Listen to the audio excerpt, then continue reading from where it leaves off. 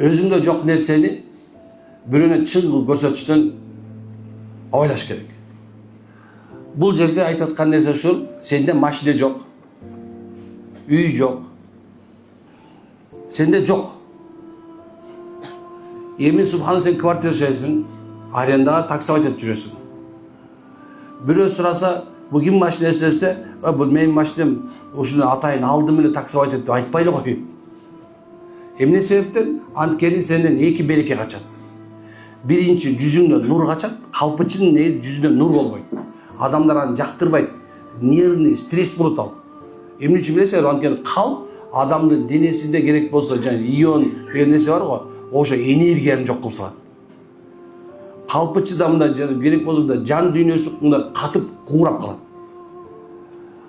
Ошол эле мезгилде мен көп базарга барам, айылдын базар эмелер бар, Токмокто базар бар, башка Кочкордо базар. Барып субханалла, эмнекен сатканды алган кишиден сурасаң айтат, саткан киши айтат, "О, өтө кымбат саттым" дейт да.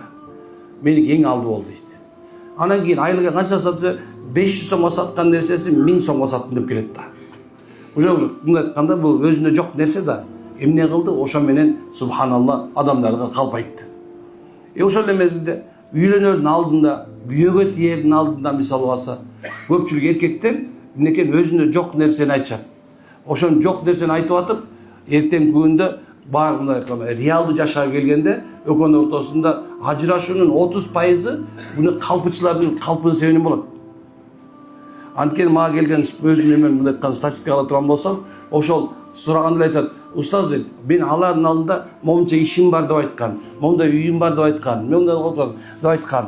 Бирок кийин эме алып келгенде, жашай келгенде, ошол бул эркектер бирөө да жок экен. Өзү жалкоо экен, үйдө эле жатат экен. Атасына алып келген пенсиясы же туртине жатат экен дейт. Анан муну байкап койдум, демек чындыгында ушундай экен да. Жашоодо негизи субханалла өзүндө жок нерсени айтуу.